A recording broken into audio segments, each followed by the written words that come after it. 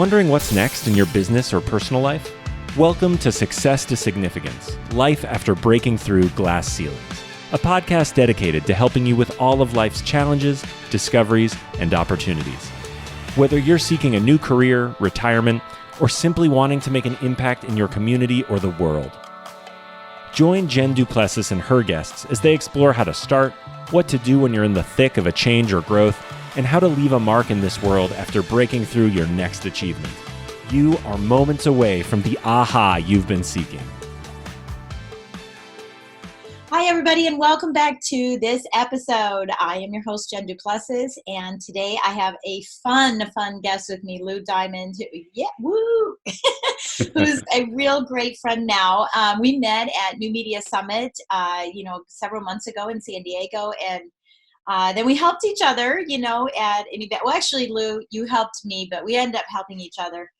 By co-hosting or co-emceeing a big real estate event in New York City. And we just hit it off. We had so much fun and had way too many cocktails afterwards, but we had a really, really good time. And, so I'm just so excited to have Lou on the show. So let me introduce you to Lou. He is a connector, a motivator, an entrepreneur, a leader, and a thriver. He is the founder and host of Thrive Loud, which you can see on the screen if you're watching us on YouTube. Thrive Loud podcast, currently ranked. What are you ranked now? I know you've been number 3. You've been as high as number 3. We're always, every day it changes in certain categories. In marketing, I think we're like 25. We're in the top 100 at times. You could drop in, you drop out. There's so many shows. Who could keep up? But we have a lot of listeners. It's a lot of fun. But it's great when you can say you were there and then leave, and that's exciting. So anyway, he's just really, really motivational, and I felt like he would be a fantastic guest for us because, so many of us are thinking about what's next for us, what is next, no matter where we are in our businesses and our lives, what's next? And so Lou is going to talk about that. So Lou, without further ado, welcome to the show. No, well, thank you. First of all, Jen, and it's so great to hang out with you again. For those of you who ever want to have a privilege, co-host, not only share the stage with somebody, but also run an entire room of what must have been about over 3,000 people that ran in and out and watched all of our stuff. By the end, I think our feet fell off. I'm pretty sure. I know. But it was awesome. It was fun. We have a good balance. You have a great message, and I think your program is awesome too. So excited. Thank you. Thank you so much. See, this is why I love you so much. I just hang around with you and I can get my head exploding. It's awesome. So Lou, tell us a little bit about you because, I know about you, but tell us how you got to this point because you've got a really cool background that has led you to this expertise that you have in being able to help people lead and, get motivated, all of those wonderful things, achieve wonderful success. Jen, I love to share with people that I was put on this planet to work with the most amazing companies, leaders, and brands and help them thrive through the power of connecting. I've always been one of those people that was a very client-facing type of person, the salesy type of person, but I realized that I had a unique way of doing it my entire life. And I found I was really good in developing businesses, connecting marketing messages, but maybe most specifically for your listeners, helping leaders thrive, helping them not only figure out how they can manage the people that work in their organization, but help them connect to their customers, to their brands, to the outside world, to investors, and create a platform that really elevates them to the next level. And the irony is all the skills about connecting are applicable for business development, for marketing, and for leadership. And it's just a matter of how you shape it. So that's been, I guess, the muscles that I help a lot of organizations work on. Yeah. And it's spectacular. So it's a lot of fun. Yeah, but you started in, not but you, but and you started, and you started in the financial sector. Even before that, to really go back, I probably learned all the lessons I ever needed in a very, very small 60-foot by 9 feet wide jewelry store in downtown Brooklyn, New York, which my father owned. Oh, wow. And I probably was put to work way too early. I'm going to not throw him under the bus because I think child laws would be violated at this point. Although they think the statute of limitations would have passed. But it was the best way. That's actually how I learned to connect with individuals. And I then went to college and I worked in consulting for a very long time and in financial services specifically, but always on that sales side and helping to promote and sell businesses. And then to your point, I worked on Wall Street for a very long time. And there were windows of time that I loved it. Yeah. And then I started to realize that the superpowers I had been building throughout my career were ready to explode, but they were being capped in the place that I was in. Yeah. So eventually having had a very successful career in Wall Street, wanted to change and wanted to take this power of connecting to many different industries, many different platforms, which led me to become an author, which is where I wrote Master the Art of Connecting, all the skills that you need to do that. And then a consultant again, and running my business Thrive, and eventually creating this thing called Thrive Loud, which is not only a podcast, but it has become a way of life. And Thrive Loud, the show is about those that are thriving in their lives, their businesses, and their passions. Yeah, so I love that. I'm bringing together all these connections throughout my life and showing people how they can grow their world through connections. And in doing that, that's how you're able to launch, whether it's your company, your personal mission, the direction you want to head into. All of these things are ways that we can really elevate ourselves. Yeah, and that's what I absolutely love that. And I think, a lot of people are in that kind of spot. I think back on my, long career and feeling coveted, right? And it was funny. It's funny you mentioned that, you felt kind of trapped in it. And I'm sure that some of our listeners I'm sure a lot of our listeners can feel that same way. I remember, because I did mortgages, and it was kind of, after 35 years, it was a little mundane. Mm-hmm. And I would tell people, they say, why do you do speaking and teaching and all that stuff? And I said, it was my fix. And I kept going, oh, it was my fix. Like I'd get really bored. And then I go, I need a fix. I got to go out. I got to, I got to get out there, and I've got to do something that really just charges me up, because this wasn't charging me up the way it used to. Right. So you can imagine that a lot of people are in that same spot.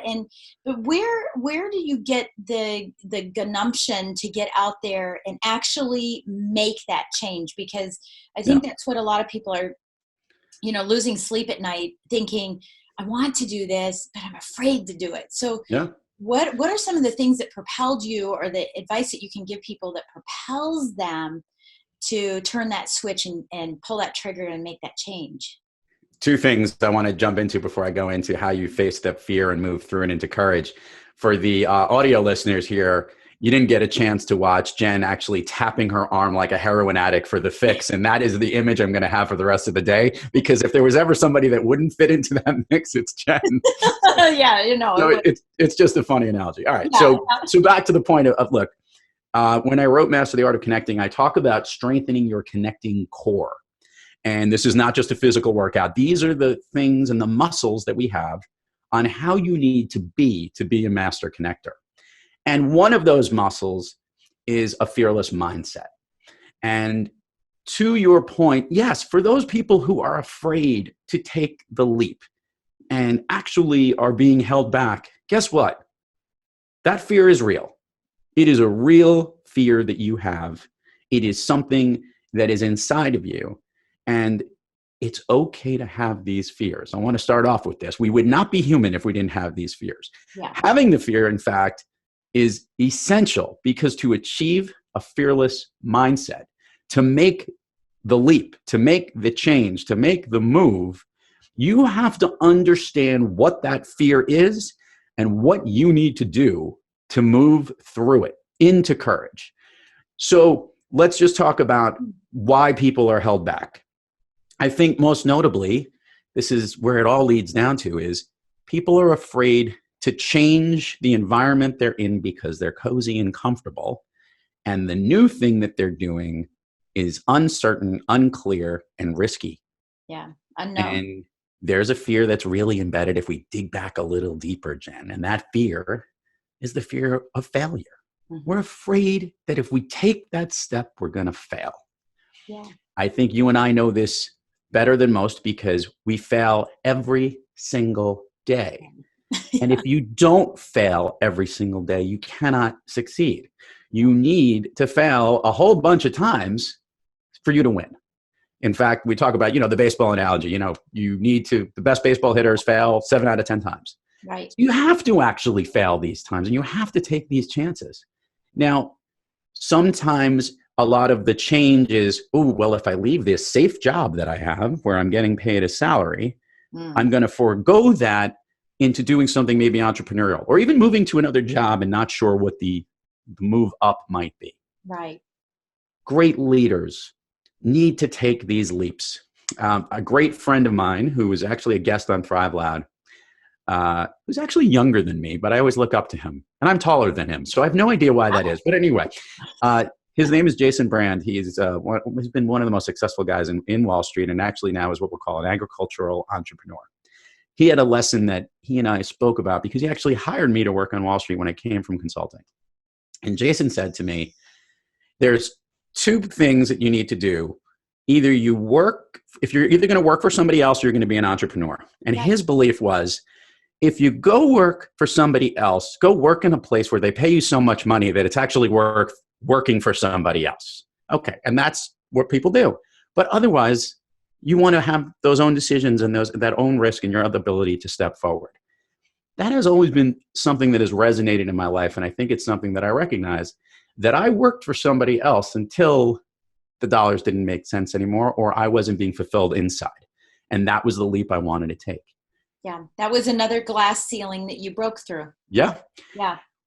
I took a drop down after doing it, went from all the way up here, from those who are not watching, about like a really high number down to a non-existent number, probably even a loss in those first couple of years. But knowing 2 things. One, that eventually I would move up and make more money in the ways and be able to support my family in the way I wanted to, doing the thing that I love most. Right. And following my passion each and every day. You know how there's those pictures, Jen, that they show you, here's the picture of you, and here's the picture of you 10 years ago? Yes. I just looked at one of those, and in that 10-year window, I was working on Wall Street. Now, I looked older then than you do now. I do now. Yeah. It's funny you said that, because I just went to a Christmas party, right, to a holiday party for one of my clients. And, she said, we talk on the phone all the time, but I don't see you all the time. And she said, why do you look beautiful? You look wonderful. You do. Why? And I'm going, because I'm happy. Yeah. And I'm worried. Listen, I'm worried. We all Everyone. We're entrepreneurs, right? We're unemployed the beginning of every month, unless we're doing something to make a difference, right? And, but I'm happier than I've ever been. Isn't that the funniest thing? So to your listeners who are doing this, the steps that I use to move through your fear and into courage, here's my 3-step thing. First of all, you got to identify the fear. You have to give the fear a name. For those of you out there, my biggest fear, it's actually, you guys can't see it because it's behind the camera on the wall in front of us here. It says mediocrity. Mm-hmm. To me, being mediocre feels like failing, because I want to be above average. I want to be the best at what I do. So mediocre becomes this launch pad for me. So first, I've named the fear. I don't want to be mediocre now. Yeah. 2, you have to look at the fear and spin it on its head. Take the fear after you've named it, spin it on its head and say, hey, being mediocre still means I'm better than half the world. No kidding. Okay, well, think about that. Now, that's actually a pretty big accomplishment. We're not talking about you are at a 0. You're actually halfway there. Yeah. So your perception of where you are is, okay, so from that, now I've spun that fear. And now I'm basically going to say, I'm going to figure out a way to use that as the launch pad to move you up. And that's the recognition phase, where you basically say, you know what? I'm better than the half the people, but I'm going to use this as my trampoline to figure out how I can move forward. I know what it feels like to be average at times. I know what it feels like to recognize that I want to be better, and that's a constant driver. But I know that by spinning this, it's the bounce to know that, hey, if I'm feeling on an average day, that means that there's going to be many more positive days to come. So that method of walking through your fear, naming it, feeling what it feels like to identify it and spin it on its head and bounce up to the next level, that's a way to move through that fear. So everyone faces it. And anyone who's thinking about trying to figure out how to overcome it, that's what you do. And by the way, that could be how you lead your company, how you lead yourself, how you lead your family, how you make the decisions that are hard, but we all have to do them. And if we go with this, it's going to make us feel a lot better and certainly enable us to know that we understand that fear and we know how to move through it.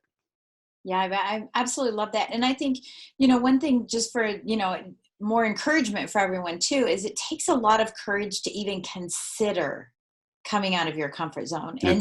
And people should recognize that, in your example of mediocrity, right, it's 50%, is that you're better than, it's not even 50%. You're better than probably 97% of the people out there that won't ever take that risk and see those wonderful opportunities in their lives. Right. Mm-hmm. And so just thinking about it means you're more courageous than most people, to move it forward.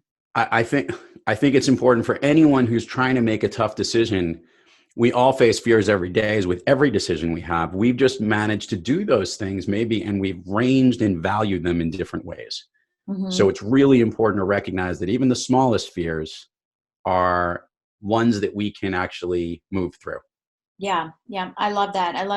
So I want to talk a little bit about connection, because there's a lot of definitions of connection. I want to make sure that our listeners have clarity in what you're talking about for connection, because when I think of connection for me, I feel, in fact, I'm an intuitive connector. That's one of my avatars, right? Or my anthems, that intuitively I know how to connect people. I know how to make the connection.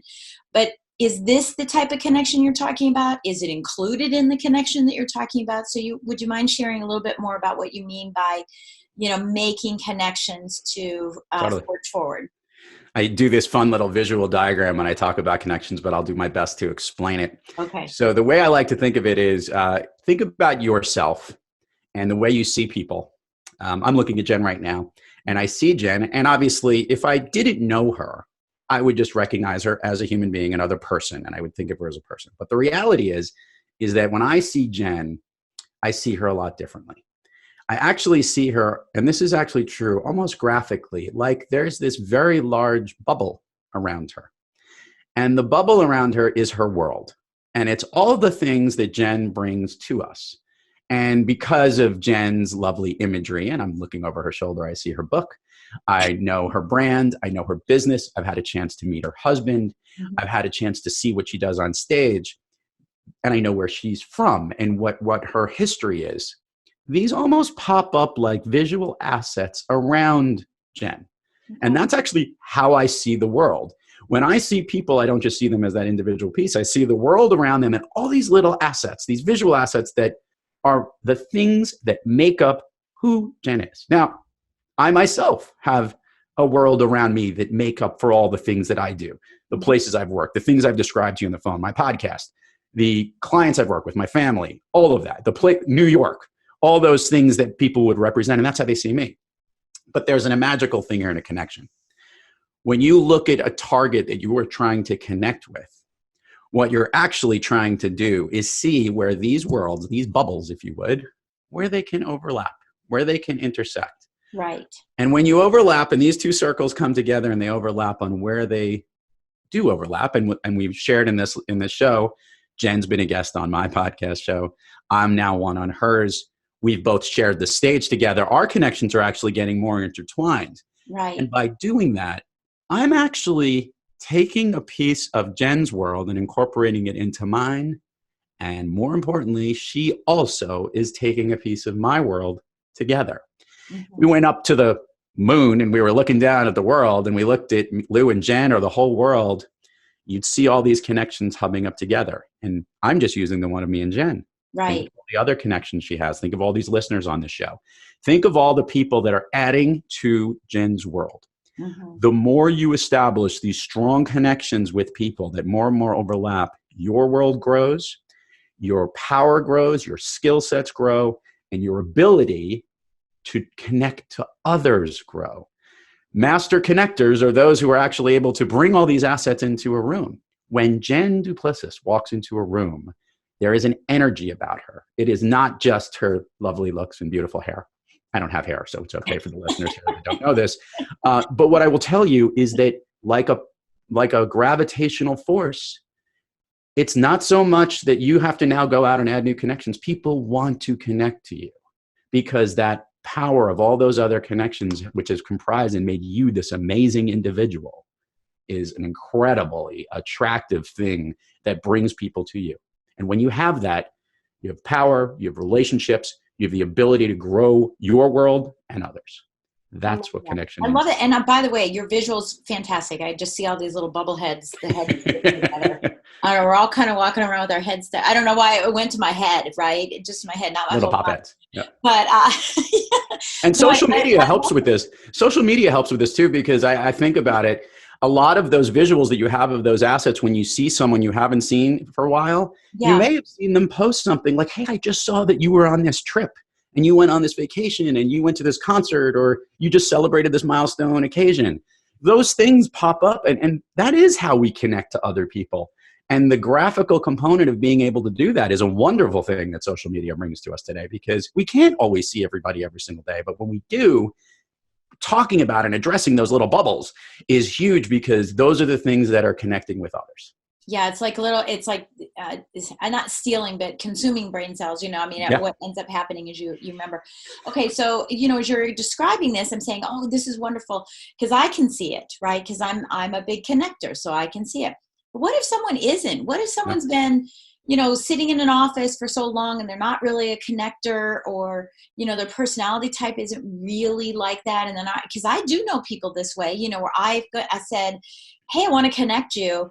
And they don't get it. They're like, oh, well, why are we connecting? I don't understand. Like when I introduced you to Mark, right? Mark Dimitro, I said, hey, I really want to connect the two of you. And it was like, I mean, my gosh, you guys just really connected, because he's a connector. Yeah. But what if someone isn't a connector? I mean, what are some things that you could do rather than just looking at the person as a person? What are some things that you could do to start downloading some connecting thing? I mean, the first thing that comes to mind for me is be curious. Oh, yeah. But what are some tactics that you would suggest to people?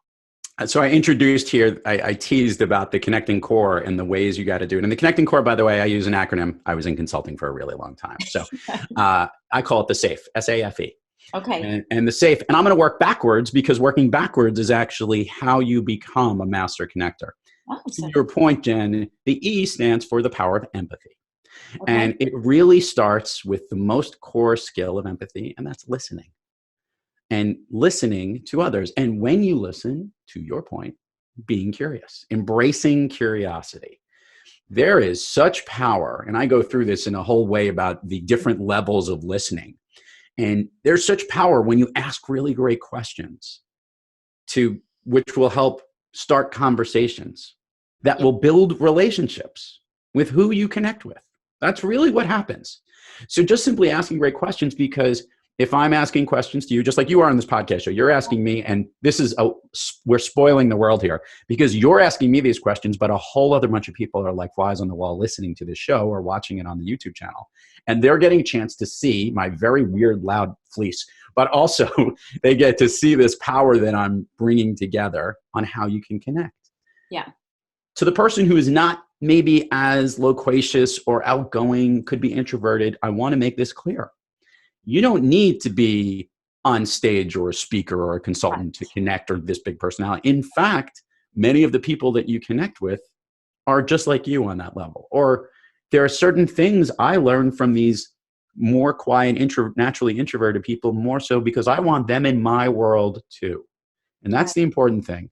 Don't think that just because you see someone that has different personality traits that they're not going to add value to your world, or you don't think that you're going to add value to theirs. So literally, by learning about other people, by asking about what they're doing, by understanding what their business is, what their personal goals are, having these conversations, start relationships. And it does work. And you can do this in person as we're talking right now. You also can do this digitally. And there's ways that you can do it that way as well, through LinkedIn and certain connections, and eventually building a rapport to get to be in person. Yeah. And that's where it starts. So to your point, listening and asking really powerful questions, embracing curiosity is where you can start. And you don't need to feel that you have to jump out and, have a whole social media presence or go in front of a stage and talk to everybody. You can build it up in a way that works best for your world.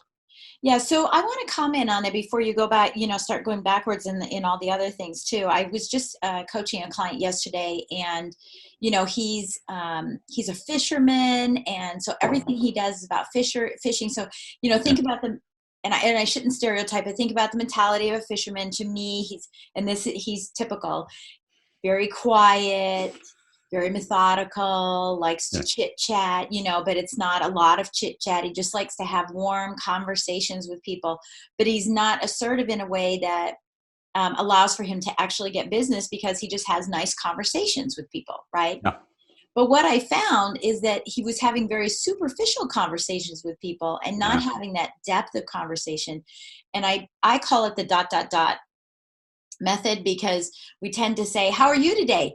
Good, period. Right? Not moving on to that next step. Right. Oh, that's great. And so the ... is, oh, that's wonderful. So, do you have any fun plans for the holiday coming up? Period. Right? No, we don't have any plans, period. Right? Or, yeah, we do. We're doing this, that, and the other. And people, oh, that's cool. Right? And so what we want to do is do ... Say, oh my gosh, that sounds really good. So, do you have a lot of people coming? What's the deal? Who's coming? How many kids do you have? Oh my gosh.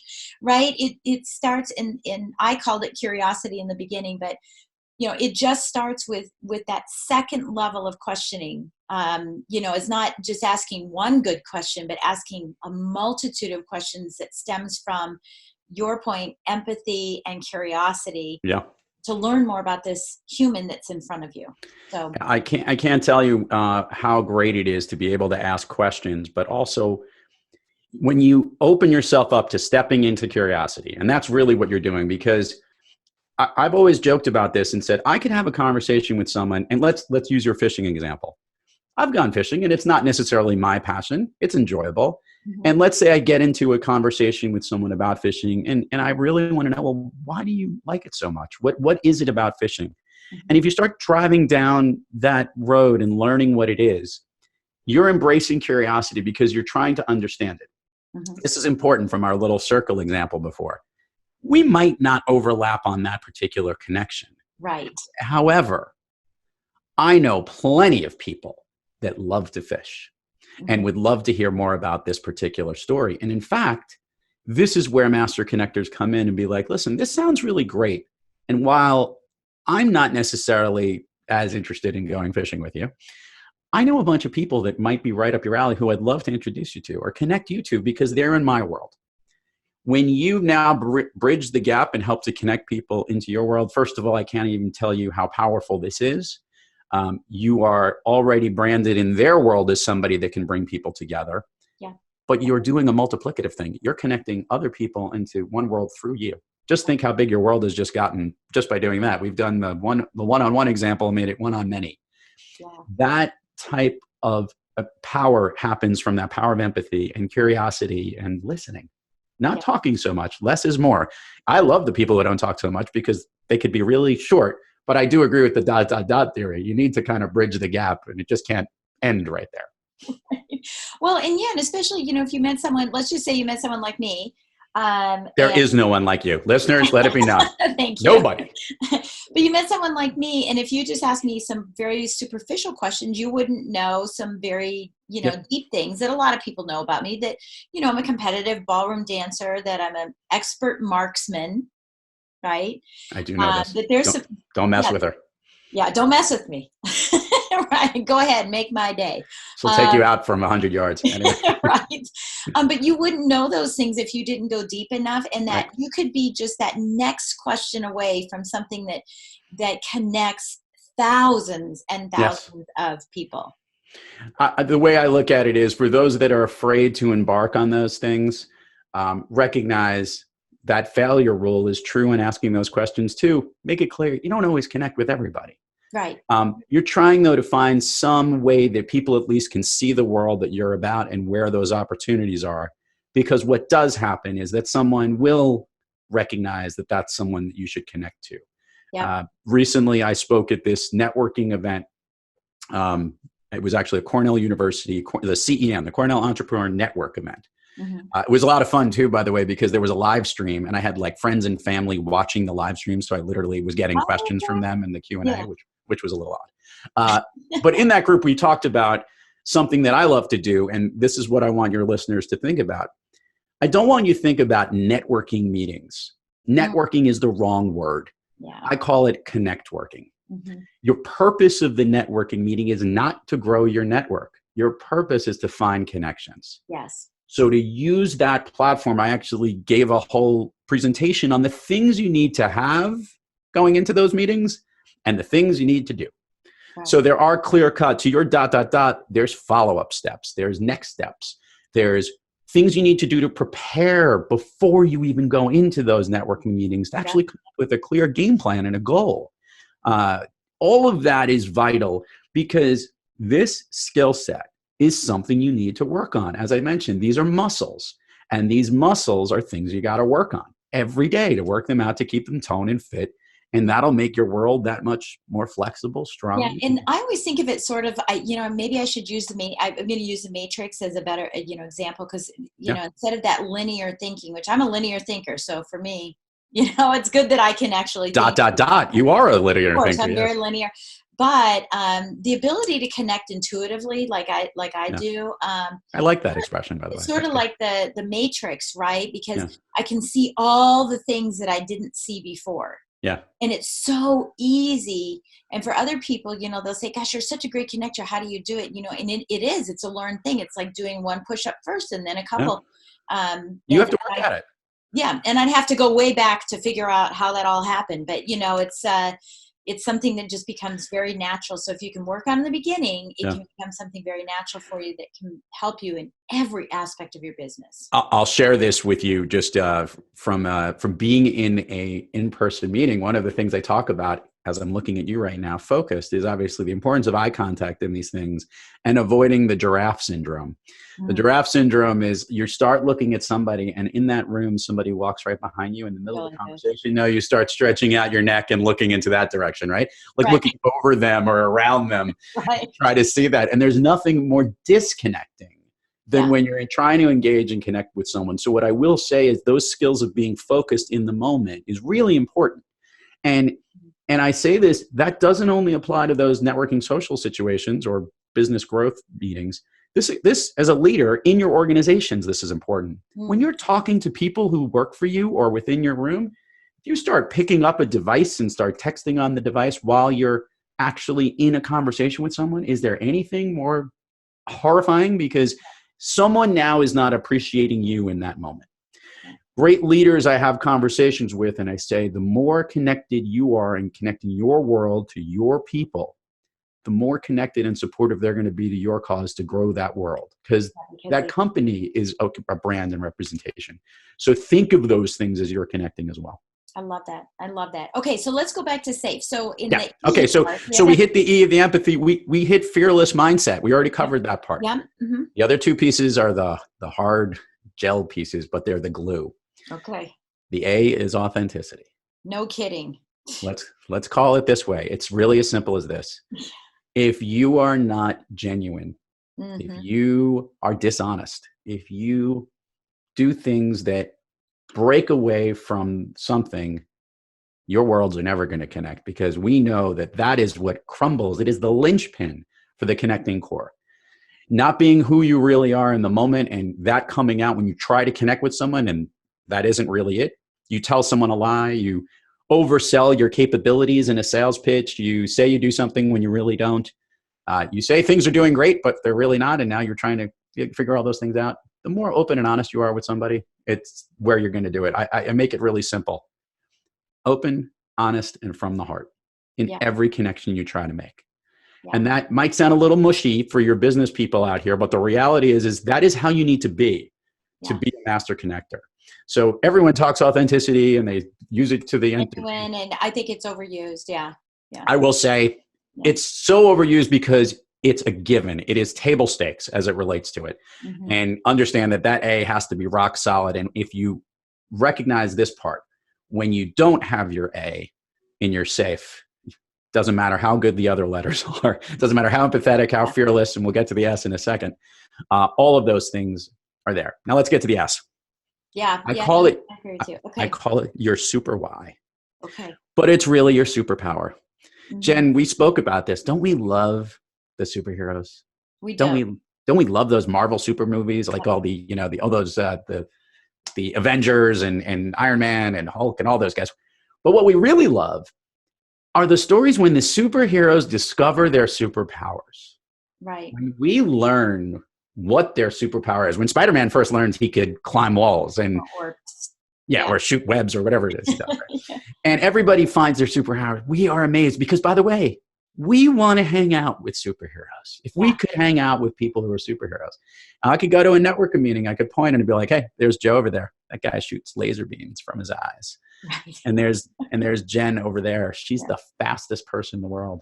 And there's my friend Jen Duplessis, who's maybe one of the best business social networkers you'll ever run into. The intuitive connectors, right? These Mhm. are real skills that Mhm. are incredibly powerful that we have. I opened when you asked me the show, Lou, tell us a little about you. And I lead and always lead with my superpower. Right. I was put on this planet to work with the most amazing companies, leaders, and brands to help them thrive through the power of connecting. That is what I do every single day. That is my purpose on this planet. That is what I'm going to do, is connect as many people as I can and show them how they can do it as well. My superpower is helping to embody others. When you lead with your superpower, when you define your why, your super why you're on this planet, Mhm. people want to connect with you for that reason. They want to know your superhero power. That's the super link of your connecting core. Yeah. So I share with your listeners, it's kind of hard to figure out what your Well, superpower that's is. what I was just going to ask you is how do we find out our superpower? How do we figure that out? Is it just our passion, or is it something that we receive information from people on that says you're always this, you're always that, and I love you because of? I mean, where do we get the superpower information? Well, the short, easy answer is that all your listeners should hire me to come speak at their organization so I could share my Connect to There you go. Thrive method. That's right. Um, but if you want a little teaser for that, part of finding your super why is within you, and it's within your core connected network. Now, I do this little exercise, which is a lot of fun, and your listeners can do it too. Write down on a piece of paper the 5 to 7 words that you think describe you, what you believe you are to other people. Write them down. Write them down on a piece of paper, put them on a card, put them on a piece of paper, write them, and put it in a drawer. You're then going to go out and use the wonderful internet highway here, and you're going to send emails specifically to those in your world, the ones that you know really well. Send them to about 5 to 7 people. That's a good number that are in that. I'm going to give one caveat. You do not send them to family members. Right. You don't send them to your spouse. You don't send them to your kids. Yeah, You certainly don't send them to your mother. And no. so you send them to people that are within your business, your personal network, and you ask them to do the same thing. Come back with those 5 to 7 words that you think. Watch what happens as they come in. Yeah. Look at those words. Once they've all come in from the network that you really trust and know that knows you well, go pull out the piece of paper that you have. Mhm. The real question is, are your connected words and values connecting with others? Is your true superpower, which others see in you, the one that you see in yourself? You know that when they match up and you found the overlap of where that is, you're on your way to defining exactly how to come up with what your superpower is. Yeah. Because that means that you yourself know what you're strong for and what others see you for. Yeah. Okay. I'm going to tell you how much I love this. Okay. I actually did this about 8, 9 years ago. Yeah. I was trying to figure out my brand. Yeah. Right. And I was saying, okay, so this is what I think I am, but is that the case? So I sent out emails to a handful of people and said, if you could describe me in, 5 words or not 5 words, but give me 5 words that describe me. And I got back, and by the way, this is an authenticity thing. I got back things like, oh my gosh, you're such a connector. You're so giving. You always want to help people, right? I got all these things. And by the way, these are things that I knew was me, right? And all the wonderful, wonderful little accolades, nothing bad except for one. One came back and said, well, you're this, that, and the other, and you're not present. That was a Yeah. word he used for me. So this exercise is incredibly important because I picked up the phone, called him and said, Chip, what do you mean? And he said, well, what I I wish I need. had a friend named Chip. I like that. Yeah, yeah. I said, Chip. Shout out to Chip. Okay. Hey, Chip. So Chip Steinmetz. That's his There he name. goes. He used to own a real estate company. And I said, Chip, I said, what, I got this and I have to talk to you about it. What do you mean by it? And he goes, well, you're always there. You're always at events. I see you everywhere. You're always everywhere. But then when you have a conversation with someone, it's all this superficial stuff. Mm. You're like running around like a little bumblebee trying to find some pollen somewhere. It's like a little visit there and a little visit there and there and there. Got a lot of giraffe heads going on. Yeah. Yeah. And I said, well, I was having an event, because I was coming up with all the excuses, right? Well, I was having an event. I want to make sure I got to everybody, right? It's kind of like a wedding. And he said, the thing is, he goes, if you can just stop and have 4 or 5 conversations that mean something, the other people will see that you're having those conversations. So and that's going to, draw them to you.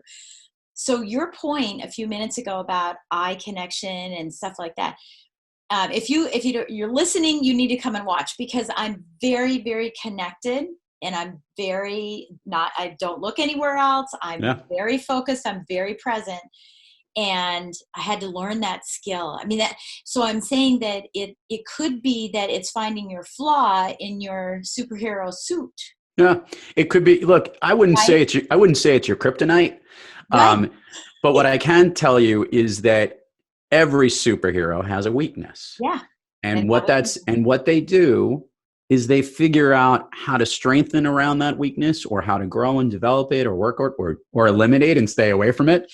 And those are the things that, by the way, doesn't make us dislike those superheroes anymore. In fact, we kind of like the fact when we understand where people are good at certain things and maybe where they're not. Yeah. We don't expect superheroes to do everything. Right. We know that we expect them to do something really well, and that's what we want to engage them with. That's what we want to hire them for. That's what we want to go to them for when we need them most. Yeah. I joke about this. Like, we know that in the medical profession, there are doctors and ER doctors who are really good at those emergency situations and that situation that's there. But we also don't want them operating on our brains when we have a brain surgery. They're not neurosurgeons, right? Exactly. And not necessarily plastic surgeons either, to make me look so good every morning. So anyway, these are the things that we recognize people for that. When you clearly know that for some other people, it makes it easier for you to connect with other people. It's not limiting all the things that you do. You may do a lot of other things, but people want to connect with you for that thing you do the best. Yeah. No, I love that. And I think that's okay. If you're going to do this exercise, if someone comes back, and ask people to be authentic with you. Yeah. Don't just say, don't give me all the good stuff. Yeah. Be real. Be real with me. Yeah. Biggest thing that I'll tell you, and from a business point of view for your leaders out there, it is so important to address the 800-pound gorilla in the room immediately, right? Yeah. This is the real test of authenticity. Mm-hmm. And because you may have like an agenda item about 15 things to do. I've got one of these meetings coming up next week. It's literally a laundry list of stuff that would be relevant once we've addressed a very big issue at hand. Yeah.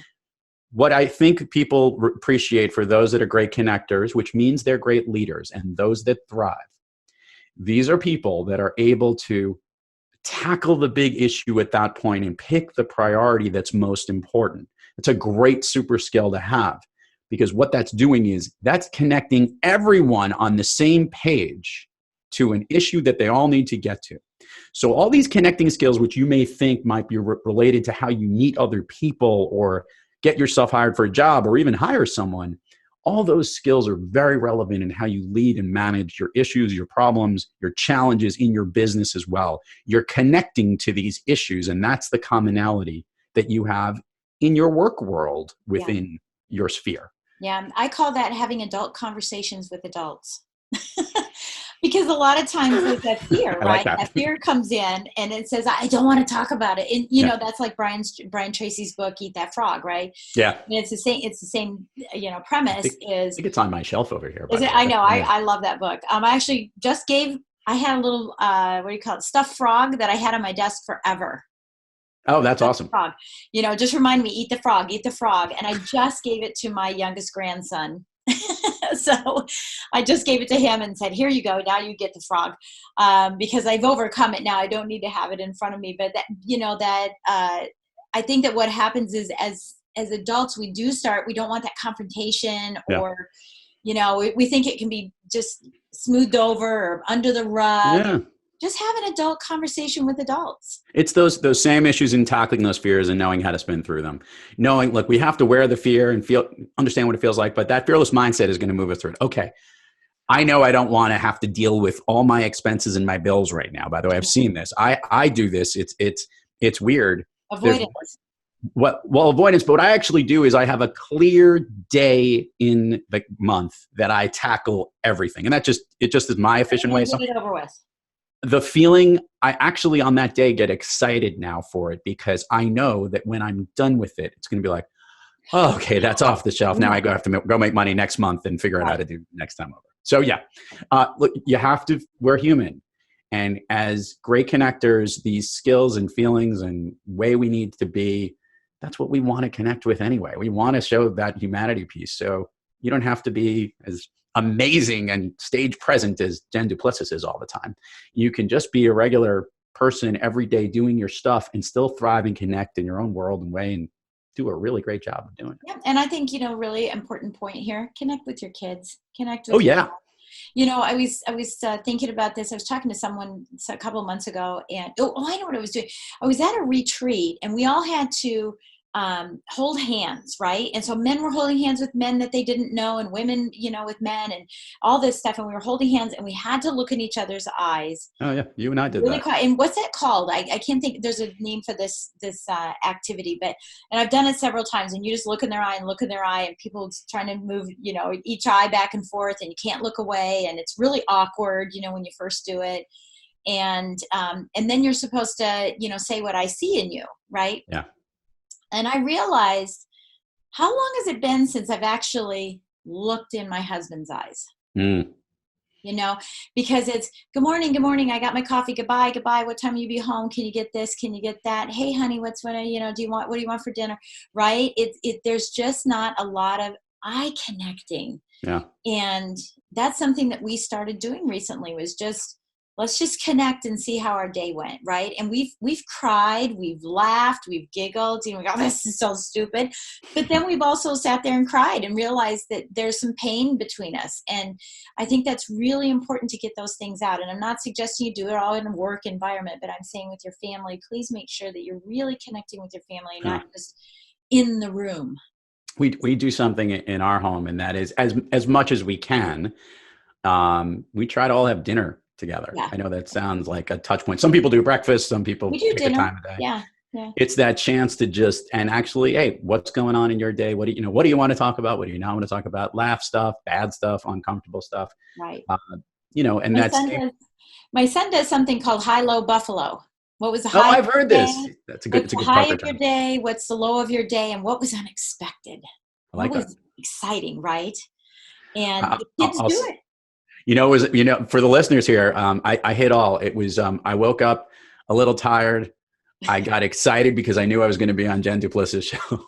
And the unexpected thing was, I'm like, I'm on right now. I got to go run and go chat with her now because I totally missed it on my calendar. But I'm here and I'm excited. Right. I don't even need the rest of my day. My high-low buffalo has been achieved. So. Yeah, there you go. Oh, yeah. That's right. That's right. So, Lou, what are some parting thoughts you want to leave with everyone? And I know that you definitely have some opportunities. So how do people connect with you as well? So I'll do the connection piece on how they connect with me. You can find me anywhere in social media at Thrive Loud. You also can go to thriveloud.com where you can find the Thrive Loud podcast and links to my page, loudiamond.net, but that all links together on Thrive Loud. Yeah. So everywhere that is, and definitely check out, I think the episode for Jen drops in mid-December of 2019. So you could hear her on my show, which is pretty awesome because we get to hear her whole story and what her world is all about. And I guess my lesson, I do this often, it's the sign off for what I do on the Thrive Loud podcast, which is be brief, be bright, be gone. Be brief in your messages to run through what you want to connect with people. Try to be as smart as you can and come up with that piece of brilliance that can really help connect and make someone's day. And be gone doesn't mean drop them like a mic drop, but that means be gone and take it to the next level, move onward and upward, which is what thriving is all about. So be brief, be bright, be gone would be my message to your listeners. That's awesome. Thank you so much, Lou, for joining us today. I really, really appreciate it. And I know we're going to have all kinds of other conversations, but it just means a lot that you took the time to come and be on the show for us and to provide the wisdom that you just did, because it was absolutely wonderful. I always learn from you, and that's what I love hearing. This is more of a pleasure for me than it is for you, just to hang out with you at any point in time. And to your listeners, you got a great host here. She rocks. Jen Duplessis, one of my faves, one of my peeps. Thank you. So those of you that are listening, again, please give us a 5-star rating and give us a review. We want to get your feedback as much as possible. And thank you so much for listening and taking time out of your day to move from success to significance in your life. You've been listening to Success to Significance with Jen Duplessis, the #1 podcast for people wanting to give more value and make an impact. Loved this episode? Be sure to subscribe right now at www.jenduplessis.com/S2S for more stories, strategies, and thoughts to help you gain significance and success. And if you like what we're doing, don't forget to give us a rating and review so we can continue to bring you the best content possible. Join us next week for another breakthrough episode. Thank you for listening.